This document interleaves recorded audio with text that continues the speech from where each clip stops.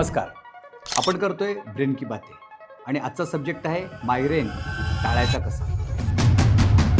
Migraine अर्धशिशी टाळण्यासाठी 6 rules follow करणं important आहे आणि त्याच्यातला सगळ्यात शेवटचा जो मुद्दा आहे तो सगळ्यात महत्त्वाचा आहे. मित्रहो, मायग्रेन टाळायचा असेल तर उपवास टाळा.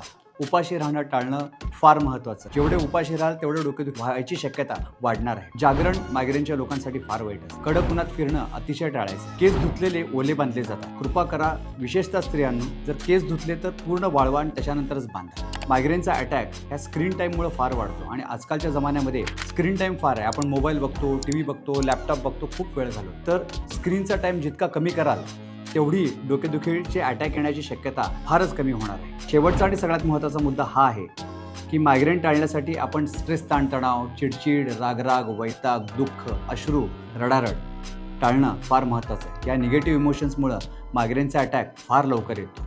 तर मित्रहो, हे 6 नियम पाळा आणि मायग्रेन टाळा.